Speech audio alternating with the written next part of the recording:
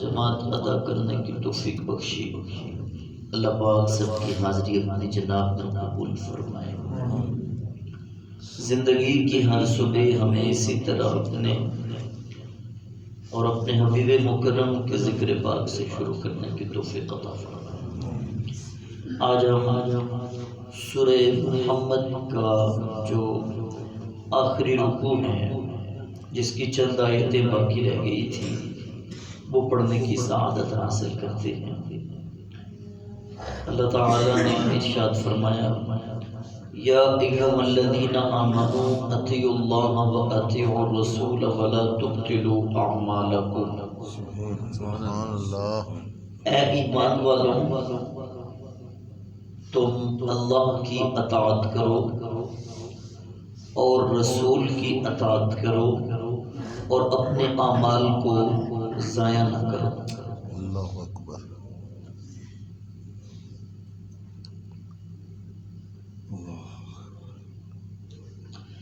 اللہ تعالیٰ نے ایمان والوں کو حکم دیا ہے، صاحبان ایمان اپنے اعمال کو ضائع نہ کریں۔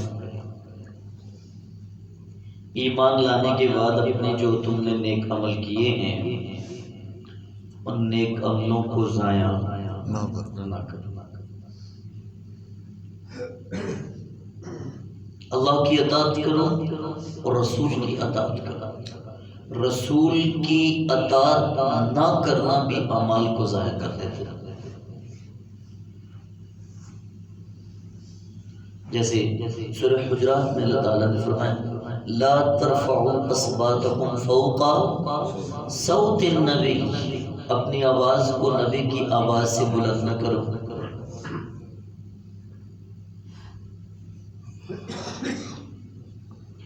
اور انہیں اس طرح بھی نہ بلاؤ جس طرح آپس میں ایک دوسرے کو بلا کے، اس طرح بھی انہیں نہ بلاؤ۔ کیوں؟ ان تحبط اعمالکم وانتم لا تشعرون، تمہارے عمل ضائع کر دیے جائیں گے اور تمہیں پتہ بھی چلنا۔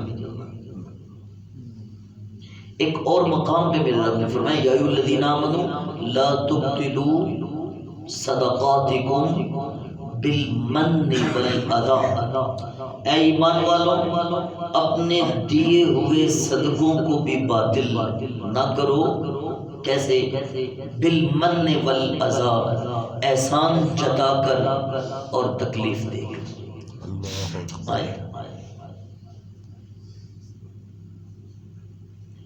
صرف ایک جملہ کہ تو بھوکا سے تے میں تینوں کھانا کھوا دے تے تیرے سارے عمل ضائع۔ لا تبطلوا صدقاتکم بالمن والاذی، کبھی احسان نہیں جتلانا چاہیے۔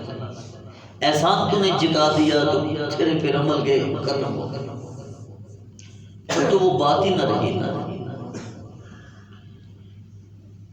احناف نے اسی آیت پر یہ مسئلہ مستنبط کیا ہے کہ اگر کوئی شخص نفل شروع کرے اور نفل شروع کر کے وہ توڑ دے یا ٹوٹ جائے نفل، یا نفلی روزہ شروع کرے اور نفلی روزہ توڑ دے، اب اس کے اوپر ان 2 رکعت نماز نفل کا پڑھنا واجب ہے، اور وہ جو روزہ اس نے توڑا ہے اس کے لیے وہ واجب ہے۔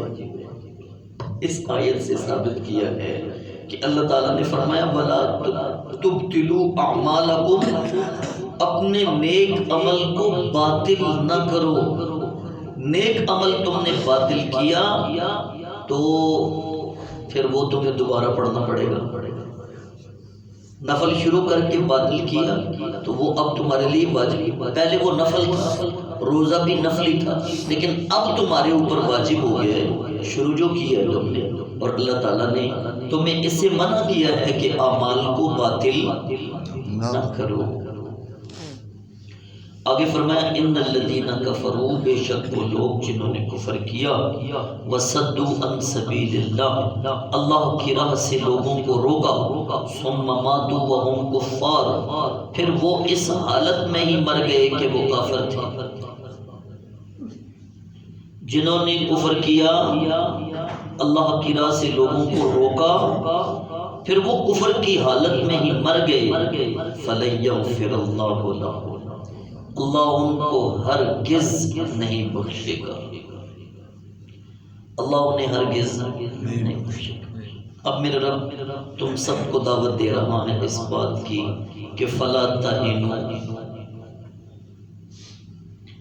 وَتَدْعُوا إِلَى السَّلْمِ، بزدلی کا مظاہرہ نہ کرو اور میدان جنگ میں کفار کے ساتھ صلح کی دعوت بھی نہ بھیجو۔ پھر سنیے، بزدلی کا مظاہرہ بھی نہ کرو اور میدان جنگ میں کافروں کو صلح کی دعوت بھی نہ بھیجو۔ میدان جنگ لگا ہو اور پھر تم صلح کی دعوت بھیجو، اس سے بڑی اور بزدلی تو کوئی ہو ہی نہیں نہ سکتی۔ ناداں سجدے میں گر گئے جب وقت قیام آیا۔ یہ کافروں کے ساتھ اللہ تعالیٰ نے فرمایا، کافروں کے ساتھ بھی اس وقت جب دشمن آمنے سامنے ہے، اس وقت پھر صلح کی دعوت۔ یہاں تو میرے بھائی اپنی ناراضگیوں میں کفر اور اسلام کی جنگ سمجھ بیٹھے ہیں میرے دوست۔ پڑوسی کے ساتھ ایسا ناراض ہوا کہ ساری زندگی گزر گئی، کبھی اس کا منہ تک نہیں دیکھا، اور پھر کہتا ہے کہ میت کو میرے دروازے کے سامنے روکو۔ ساری زندگی بیٹا باپ سے ناراض، مرنے کے بعد ماں باپ کی میت کو اپنے گھر کے سین میں رکھ کے رونے کا پھر کوئی فائدہ نہیں ہے۔ رب نے ارشاد فرمایا اپنے کلام میں کہ لوگوں کے درمیان صلح کراؤ۔ صلح کرانے کا بہت بڑا اجر ہے، اور وہ اجر دنیا میں تمہیں کوئی نہیں دے سکتا، اللہ عطا فرمائے گا۔ اور جب اللہ اجر عطا فرماتا ہے تو پھر بندے کو خالی نہیں چھوڑتا، اس کے کرم کے خزانے بھرے پڑے ہیں۔ فرمایا بزدلی نہ کرو، ثابت قدم رہو اور میدان جنگ میں صلح کی کافروں کو دعوت نہ دو۔ وَأَنْتُمُ الْأَعْلَوْنَ، ثابت قدم رہنا تمہارا کام ہے، سمجھ لو تم ہی کامیاب ہو جاؤ گے۔ کیوں؟ وَاللَّهُ مَعَكُمْ، اللہ تمہارے ساتھ۔ جب تم ثابت قدم ہوگے تو اللہ تمہارے ساتھ ہے۔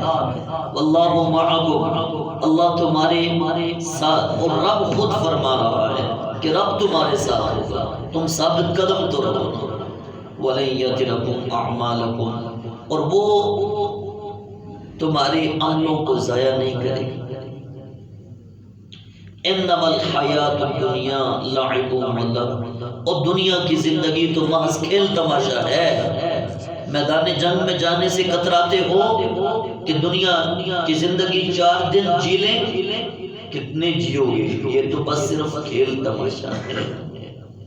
وَإِن تُؤْمِنُوا، اگر تم ایمان پر برقرار رہو، وَتَتَّقُوا، اور متقی بن جاؤ، يُؤْتِكُمْ أُجُورَكُمْ، وہ تمہیں اجر عطا فرمائے گا، سبحان اللہ، اس کا تمہیں بدلہ دے گا۔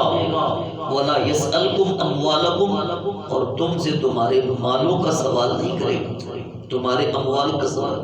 اہل ایمان کو خطاب ہے، مومنوں تمہیں خطاب ہے، سنو۔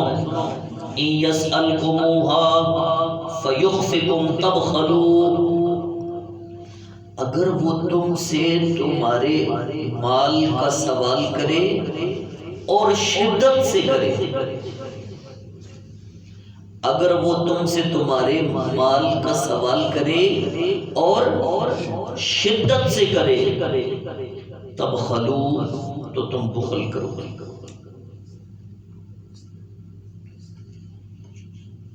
تم بخل کرو گے۔ وَيُخْرِجْ أَضْغَانَكُمْ، پھر وہ تمہارے دل کے زنگ کو ظاہر کر دے گا۔ یہ زنگ ہے کہ نہیں؟ فار ایگزامپل، مثال کے طور پر مسجد کے چندہ کے لیے کوئی صوفی کھڑا ہو اور وہ اللہ کے گھر کا چندہ لے رہا ہے اور بندہ اپنے جیب سے روپوں کی دتھی نکال کے جو سب سے میلا کچیلا اور سب سے چھوٹا نوٹ ہے وہ نکال کے اس میں ڈالے، تو بس وہ سوچے کہ میں جس کو دے رہا ہوں، جس کی بارگاہ میں خرچ کر رہا ہوں، اس کو دینے کے لیے کہ جس نے سب کچھ مجھے دیا ہے، اس کو دینے کے لیے میں بخل کر رہا ہوں یا سخاوت کا مظاہرہ کر رہا ہوں۔ سوچئے گا، غور سے سوچئے۔ یہ ایک عام سی مثال بیان کیا، اندر بیٹھا ہوا ہے مفتی خود بخود ہمیں بتا دیتا ہے جھنجھوڑ کے گربان بظاہر تو نہیں نظر آتا کہ وہ پکڑ رہا ہے، لیکن وہ سینے کو پکڑ کے جھنجھوڑ رہا ہوتا ہے، مفتی اور سنگی تیرا اعمال، تیرا ایمان بس اتنا ہی، تیری حالت اتنا ہی۔ یہ تو میرے رب کا کلام ہے، اس میں تو کوئی شک نہیں ہے۔ إِن يَسْأَلْكُمُوهَا فَيُخْفِكُمْ تَبْخَلُوا وَيُخْرِجْ أَضْغَانَكُمْ، اگر وہ تم سے تمہارے مال کا سوال کرے اور شدت سے کرے تو تم بخل کرو گے اور وہ پھر تمہارے دل کے زنگ کو ظاہر کر دے گا۔ ہاں انتم ہؤلاء تدعون لتنفقوا فی سبیل اللہ، ہاں محبوب کے غلاموں تم ہی وہ لوگ ہو کہ جنہیں دعوت دی جاتی ہے لتنفقوا فی سبیل اللہ، اللہ کی راہ میں اپنے مالوں کو خرچ کرو۔ شکر کرو، اللہ تعالیٰ نے یہاں پہ اس بات کو عام فرمایا کہ کوئی بندہ میرے نام پہ مانگنے والا آئے تو اس کو اپنی مرضی اور حیثیت کے مطابق دو۔ اگر میرا رب قرآن میں بھیج دیتا جناب تسی میرے نام تے جس بھی فقیر نے آ کے منگنا ہے اس کو پورا 550 روپیہ دینا ہے، اگر آ جاتی یہ آیت، اگر یہ بالفرض آیت آ جاتی، مجھے بتائیے پھر بخل ظاہر ہوتا نہ ہوتا؟ سوچئے نا، اللہ تعالیٰ نے فرمایا اگر وہ تم سے شدت سے سوال کرے تمہارے اموال کا تو تم بخل کرو گے، لیکن کیا ہوا؟ اللہ تعالیٰ نے فرمایا ہاں تمہیں ہی اس نیکی کی دعوت دی جاتی ہے کہ اللہ کی راہ میں خرچ کرو، اور جب تم اللہ کی راہ میں خرچ کرو گے تو وہ اس نے خود قاعدہ بنا دیا ہے، وہ تمہیں اتنا دے گا کہ پھر تمہیں لوڑ کی ٹھوڑ نہیں ہوگی، وہ تمہارے لیے اپنے خزانوں کا منہ کھول دے گا، یہاں تمہارے اپنے ایمان کی پوزیشن تمہیں پتہ چلے گی۔ یہ بھی ضروری نہیں کہ کسی کے پاس کروڑوں ہو تو وہ ہزاروں دے، معاملہ یہ نہیں ہے۔ عرف گڑی نے کہا تھا مالا والے سخی نہیں ہوتے تے سخیاں مال نہیں ہوتا تے ایتھے اوتھے دو میں جہانی سخی کنگال نہیں ہوتا۔ ضروری نہیں ہے کہ بہت روپیہ ہو تو پھر بندہ دے، کبھی کبھی صورتحال یہ ہوتی ہے کہ پاس تو کچھ نہیں ہوتا لیکن اللہ نے سخاوت دل میں رکھی ہوتی ہے، جو کچھ ہوتا ہے وہی دے دیا جاتا ہے۔ اور اس کا اگر کوئی منظر دیکھنا چاہے تو پھر چلا جائے سر زمین مدینہ پہ کہ جب میرے نبی نے فرمایا لے آؤ میدان جنگ کی تیاری کرنی ہے تو ابو بکر جاتے ہیں گھر کا سارا مال ہی اٹھا کے لے آتے ہیں۔ مالا والے سخی نہیں ہوتے، سخیاں مال نہیں ہوتا۔ ہاں تمہیں ہی دعوت دی جاتی ہے کہ تم اللہ کی راہ میں خرچ کرو۔ فَمِنْكُمْ مَنْ يَبْخَلْ، تم میں سے بعض وہ ہیں جو بخل کرتے ہیں۔ وَمَنْ يَبْخَلْ، اور جس نے بخل کیا فَإِنَّمَا يَبْخُلُ عَنْ نَفْسِهِ، اس نے اپنی جان کے ساتھ بخل کیا۔ اللہ اکبر۔ اچھا میں ایک اور آیت یہاں پڑھ دیتا ہوں۔ اللہ تعالیٰ نے ایک جگہ پہ ارشاد فرمایا یا ایھا الذین آمنوا لا تلھکم اموالکم ولا اولادکم عن ذکر اللہ، اے ایمان والو تمہیں تمہارے مال اور تمہاری اولاد ہلاک نہ کہیں کر دے۔ وَمَن يَفْعَلْ ذَلِكَ فَأُولَٰئِكَ هُمُ الْخَاسِرُونَ، جس نے مال کی محبت میں، مال کی اور اولاد کی محبت میں اللہ کو بھلا دیا اس نے بڑا نقصان اٹھایا۔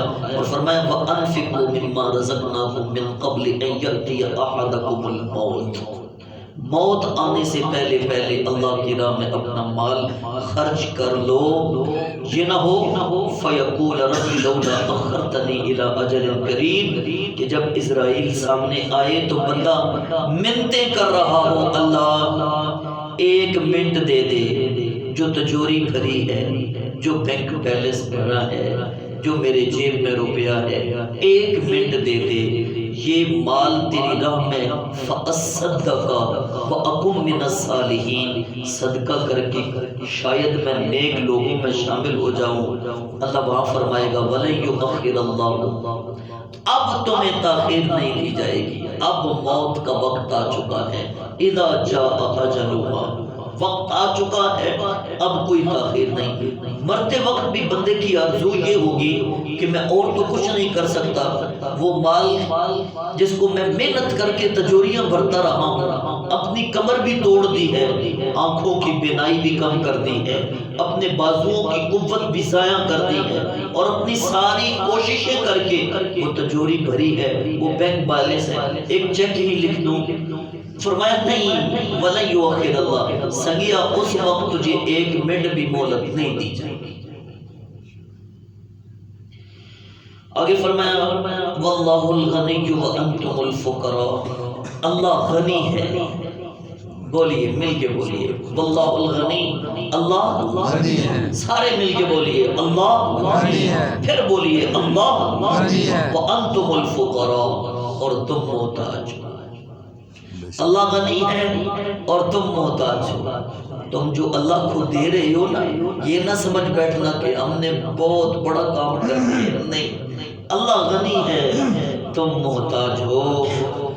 وَإِن تَتَوَلَّوْا يَسْتَبْدِلْ قَوْمًا غَيْرَكُمْ، اللہ فرما رہا ہے محبوب اپنے صحابہ سے حکم فرما دیجئے کہ وَإِن، اگر تم دین متین سے منہ موڑ لو اور پھر جاؤ تو یستبدل قوما غیرکم، اللہ تمہاری جگہ ایک نئی قوم لے آئے گا۔ اللہ اکبر۔ ثم لا یکونوا امثالکم، وہ بدلنے والے نہیں ہوں گے۔ اللہ پر جب جلال میں آئے نا تو اپنی شان قدرت کا اظہار اس طرح کرتا ہے۔ قرآن میں ایک مقام پہ میرے رب نے فرمایا ان یشاء یذہبکم ویأتی بخلق جدید، اگر اللہ چاہے تو تم سب کو فنا و برباد کر دے اور یستبدل قوما غیرکم، تمہاری جگہ ایک نئی قوم لے آئے، ویأتی بخلق جدید، ایک نئی قوم پیدا فرما دے۔